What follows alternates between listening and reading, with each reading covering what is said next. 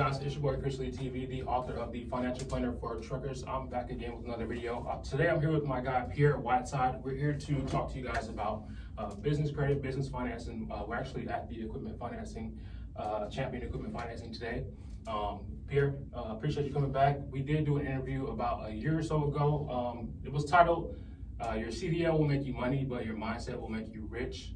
We're back with more information on that. So for people who are looking to get into trucking, looking to get your CDL, looking to build up your business credit, looking to start saving money, and your end goal is to finance a truck, get insurance, do all those things. That's what we're here to talk about today. Pierre, you want to kind of give us some more information on what you have going on? Absolutely. Yo, so what's going on, peeps? So guys, my name is Pierre Whiteside, as he said. That interview was actually 3 years ago we did. Was it 3 years? That was 3 years, oh, bro. That's a lot. Yeah, it's crazy. So, yeah, I'm here to talk about like truck insurance, equipment financing, things you need to do to set yourself up for future success. I've been a truck insurance broker for the past 8 years, and I'm now working with Champion Equipment Finance out of Richardson, Texas, which is about 15 minutes north of Dallas. We're financing commercial equipment, any piece of commercial equipment in the country, anything, 18-wheelers, farm equipment, construction. We got about 40 lenders we go through, so we're just gonna talk about that, educate, and yeah. So what is, like somebody calls you today, what are like some things that they have to have in place, right, to get, I know there's like always steps before you get to like the big hurdle. So buying equipment, I think that's a big purchase, that's like a life-changing event. How do you have your ducks in a row to get to that point? That's a good point. So to have your ducks in a row when it comes to purchase equipment, you want to have the top 5 things going to be your business account, where's your credit. It's a plus if you're a homeowner, but that's not, you don't have to be, you know. Someone calling me, we pretty much will get you run. So we want to know what your business credit is and how are your bank statements, right? Business credit, time in business, bank statements. That's how we, go from there. Okay. So when somebody calls you, you say business credit, bank statements. Okay, that's some things you have to have in order. But I think with my channel, I think we focus on like the new driver, right? So as far as having your business credit together, I think there's some steps before you get there, right? Knowing how to save money, knowing how to put money aside. I think really looking at the company that you're driving for, getting in that company truck, looking at those expenses that you're, as far as fuel, what are you spending on repairs? Like getting into the mindset of making these purchases, I think is very important. Right. So I would say I actually put a checklist together for someone that's a new driver, in CDL school. This is a checklist you need. And I would say, honestly, if you're in CDL school, or if you're in first year of business, especially CDL school specifically, I would say you need to put yourself on before you want to step out there in that truck as an owner operator, you should put yourself on honestly, a 3 to 5 year trajectory. You can do it in 2 to 3, but 3 is that sweet spot for sure. To pretty much really learn the business, learn how things operate, get your own personal finances and everything together. So my checklist would be, and we can go in depth on this a little bit later, create a business plan, It doesn't have to be like a 100-page document. It doesn't have to be long. You just want to create a plan that, give me a 1-pager. What are your goals? And what are you trying to accomplish in trucking, right? What do you want to do? Where do you want to be within the next 3 to 5 years, right? And that's going to help you set the tone and the vision for how you operate in trucking, because as Chris Lee states on his channel all the time, there's a lot of challenges that come with working a job, communication within the company, pay within the company, and also you got to manage your home life, in there too. So that's number 1, business plan. Number 2, business structure. Choose a structure. You want to be a DBA, doing business as LLC, limited liability company, or corporation. From there, when you start that, DBA is only $26 to start. You can start an LLC yourself for $300, maybe $350, depending on what state you're in. I know Texas is $300 exactly to the right. EIN, employee identification number. Starting your business structure is going to give you a start date. That's important on paper when it comes to experience. Okay, we're going to discuss having your bank account. EIN's going to allow you to get a bank account, credit, bookkeeping, even web presence, but those are the top 5, and we can go in depth on that, Right. I think that those are very important steps that I had to take to, establish my business, establish some of the things that I'm doing on the other side of this. But, it's something that you have to really want to do. Right. Because it's simple saying it, but it's really hard work. It doesn't happen overnight. That it takes, you know, maybe like you said, give yourself a 3 to 5 year. In the first 1, 2, 3 years of you truck driving or getting a CDL, having your goals in line, lots of things happen. Home life happens. Trucks break down. You have issues with the company. You move companies. Certain things, like everything, is not always cookie cutter. Right. So having that plan it's a lot easier when you have a plan, I think, coming into the industry, because you have something that you can look forward to. You have something that although you might have a hardship, at the end of the day, you go to sleep knowing I'm a little bit closer to my goal. Right. I did all this to get closer to this goal, and that's where you kind of are. That's where you stand.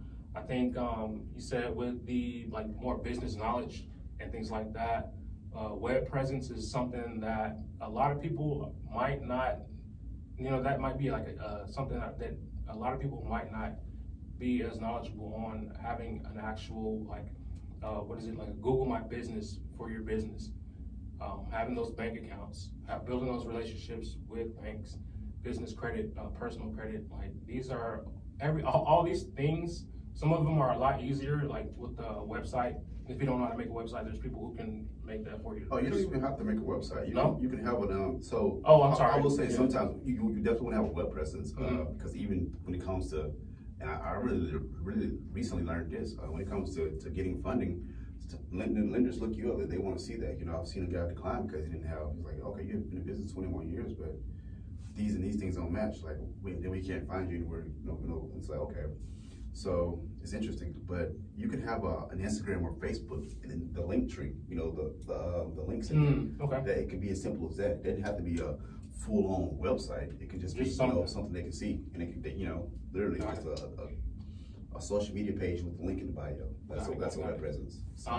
So as far as how the deals go, can we talk about that? With some of the deals that you've done with equipment financing, what does that look like from the first to, the first step to actually getting the equipment? So it's pretty much just getting, you can have the equipment already picked out, or you can still be looking. And we say, okay, we've got you approved for this. Get a credit application in. I've seen deals get done in as early as 24 hours. Typical process is going to be 48 to 30 to 20 to 72 hours, so 2-3 days. And we can get you funded enough a lot in that time.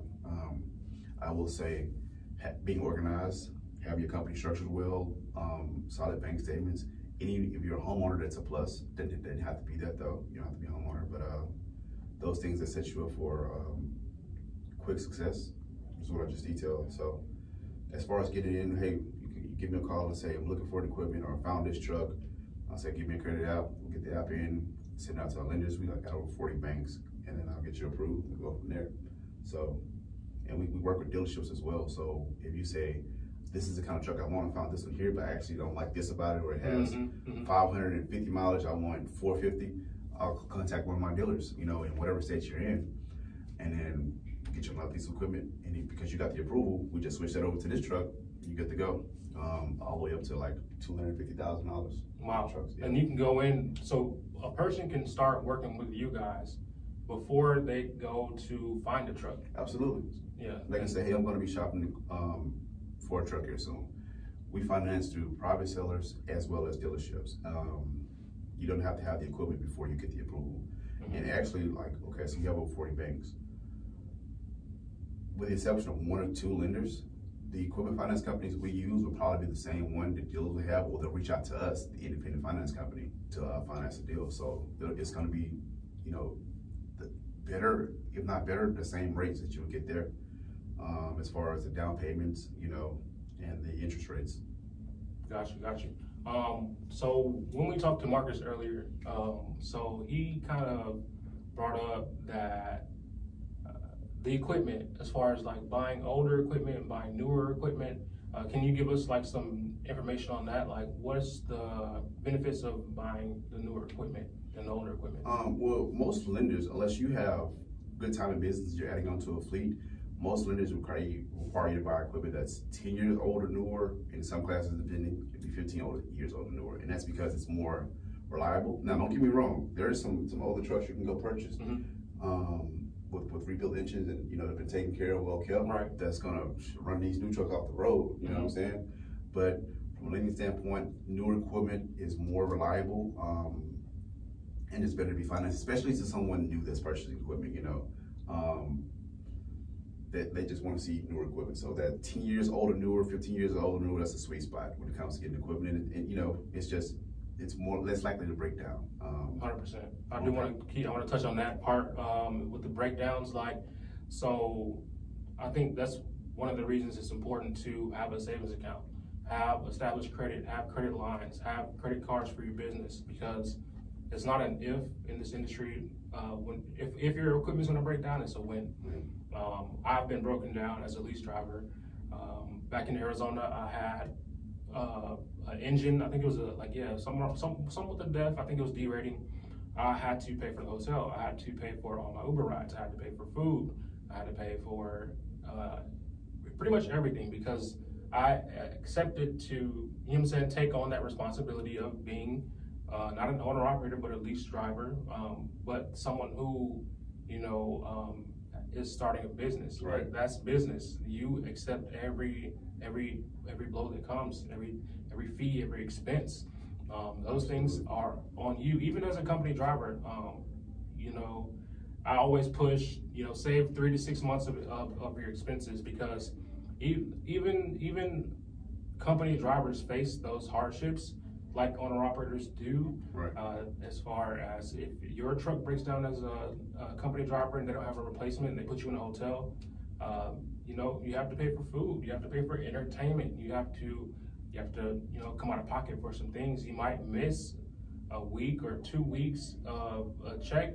And I know we talked about that earlier too. Like if an owner operator misses 1 or 2 weeks of a check, that can put them out of business. Yeah, I've seen it happen so many times. My goodness, definitely. And I would say too, that's the importance of getting newer equipment. It's because we can get warranties on it, right? So if something happens, it's not coming out of your pocket as a lease driver or an owner operator.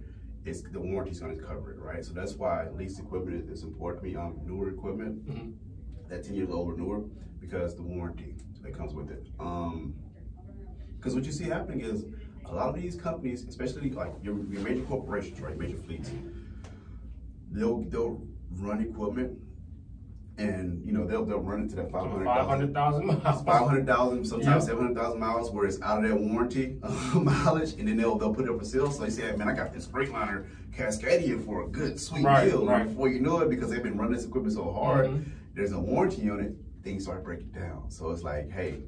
This is why it's a sweet spot, and it's more really to protect you as well as the lenders, because they want, you know, they want you to stay in business, and you want you to stay in business, right? Yeah. That's what it is. I want you to keep running and not have breakdowns and not have to worry about these things. So if something does happen, it's covered under warranty, or you know, less likely to happen because it's newer equipment that's been taken care of. And another thing that's important about equipment financing is that, yes, you may have, you know, $50,000, $60,000 that you want to just go. You can go out and just buy this truck cash, or even $30,000, $40,000, right?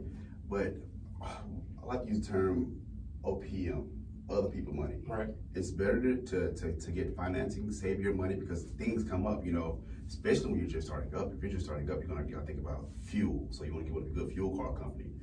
Factoring, you know, obviously, because you don't make your money, like you may run a load. Like I did $3,000 or today, this past couple of days, or I grossed $6,500 this week. You won't see that until 30 to 45 days. Sometimes even 60, depending on you know who the broker is. So factoring, you gotta take those things into account. So it's important to save your money and use other people's money when it comes to financing, especially when you get that good interest rate, low down payment. It's a no-brainer. You know, keep as much of your money in the bank as possible to operate your business efficiently. Absolutely. So I'm gonna just we'll go over my points again on, because I mean you have to make trucking work for you. Not just you work for trucking, right? Right. That's a quote I like to use for my guy, Eric Youngblood. You gotta make trucking work for you and not just work for trucking. So, create a business plan. What are your goals? That's gonna be your roadmap to get through all the BS in the transportation industry. Is that, okay, I have the end in mind, this is where I'm headed, so these things right here, this dispatcher getting on my nerves, or I got these things going home with my wife, or my girlfriend and kids, or whomever. This is the roadmap. I'm doing all this for future success, right? So that's why I'm putting up with the BS right now. choose a business structure that's going to give you a start date. It's going to help you organize your company, right? That EIN is going to allow you to start a bank account. That's your employee identification number. And with that bank account, it's going to help you, let's say your 1099, taxes, you know, you can run all your money instead of it coming to you personally, run it through your account, and that way you can write a lot of expenses off on your taxes. Fuel, your food, you know, a lot of things can be written off while you're operating under the business, right? Credit, you want to check your credit score, know where you are, organize yourself to get those things taken care of, because especially when it comes to anything in transportation, buying a new truck, you want to buy a house, anything you want to do in life, not just transportation, your credit is important there. So the sooner you get that organized and start taking care of that within your budget, the money you're making, especially if you're on the road, your expenses can be low as far as cost of living. If you're a single guy, oh my goodness, you can live in the truck if you want to. Oh man, that's the one thing. Like, those are the people who I'm talking to you. Like, if you are single, you don't have kids, you don't have nothing to tie you down, like, get rid of the apartment, get rid of the car. That's $40,000 you're saving right there. I saw one of my guys stack up $85,000. Oh my God! In a year, just living in the truck. Oh my God! I was like, damn, I don't know if I can live in a truck like that. But he did that, man. And I was like, okay, that's a in 2 to 3 years. Yeah, it's a no-brainer. And I'm talking about owns a house, got property, land. You set yourself up. You really set yourself up for anything that you want to do. And this is, man, especially for a young guy. This is for you. You're young, and you, man, thug it out, go out there and 100%. make that money, save up, and but you gotta have, you know, your mission, your goal in mind. Take some time, you know, go for a walk, hikes, different places you're driving, because you definitely want to have a good quality of life too. You gotta keep your mental together. So make time for yourself too. But man, you living in the truck, you can do a lot of things. And then, you know, getting a bookkeeper that's just organize yourself, especially if you're 1099, organize your receipts and everything in your web presence. Another thing I want to speak on too, the reason why I say, especially coming out of CDL school, and this is from the insurance point of view and equipment financing, I say 3 to 5 years, because one, you can't even get an insurance for your own trucking policy as a CDL driver unless you have 2 years of CDL experience. Most insurance companies won't take you outside of Progressive, and they'll take you, but the rate's gonna be pretty high as far as the down payment, your monthly, the yearly, you know. And then you want to be set up for success. So what have you learned in order to make sure that you're not going to just start this company and then go under? Have you built relationships with shippers? You know, do you have relationships, contacts, mentorship? There's an organization called score.org. It's a business mentorship program through the SBA, Small Business Association. You can go get a free mentor in trucking and transportation that can give you, you know, the game and rundown on how they built their business to success. And obviously you want to take everything you hear with a grain of salt, because it's going to be a case-by-case basis that you have to apply to yourself. You know, everything that works for the next guy won't work for you. But these are resources and things to make sure that you can, you know, tailor your success in trucking to your life, right? By learning from a lot of other people's successes, and especially their failures, right? So you can avoid those pitfalls early on. And the main thing is just having that mission, that vision, and organizing yourself, structuring yourself with those checkpoints I just mentioned. That's the start, you know. It's a lot more that goes in depth than that, but once you get that under control, everything else is gonna start to fall into place. 100% agree. I think that's a good spot to kind of leave off. Getting these things in order is vital. These are all pillars to your success. It's not something, like some of these things you can kind of tailor, but like credit, savings, the networking, you know what I'm saying, like getting equipment finance, having insurance, like these things have to happen. You have to have a good, you know what I'm saying, as far as your record, your driving record, you have to have a good driving record. You have to have experience in the truck. These things have to happen. So there are some things you can tailor, but some things like it's just kind of straight and narrow. All those things can be done.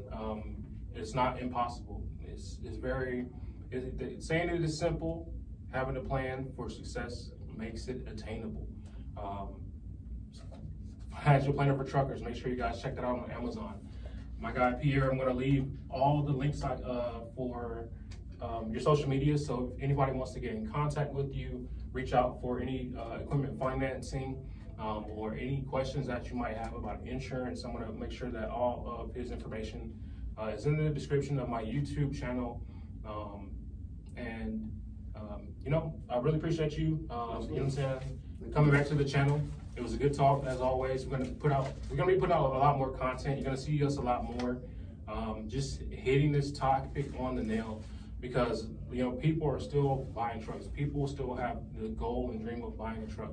People still have, you know, the issues that we talked about today. And I think the more we talk about it, the more we can help people, you know, attain their dream, reach their goals and things like that. I agree. And not just in trucking, well, you know, over the road trucking or local trucking. I would say construction industry, dump trucking is always booming. You know, you got that CDL, man.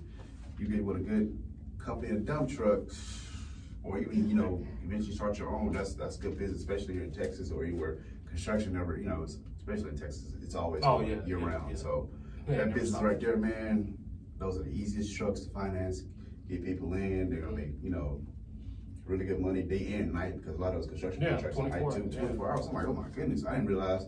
It got me want to start a dump truck company now. Yeah. Like, wait a minute now. I've been looking at over the road, but this right here, this never stopped. But over the road slowed down. Dump trucking was continuing. Especially out here. Especially out here. Let them know where they can find you at. You can find me on TikTok, Pierre Whiteside. Find me on Twitter at Pierre Montez92. Instagram, Pierre Whiteside, WHITESIDE, so the color white inside. Facebook, Pierre Whiteside, and I'm gonna be doing more YouTube content on YouTube, more content on YouTube as well. At my name, Pierre Whiteside. So, right on. There we go. So thank you guys for tuning in. I'm gonna put this on the Financial Trucker Podcast channel. So this will be an episode that you'll be able to catch dropping over there. Cool. Appreciate you guys tuning in.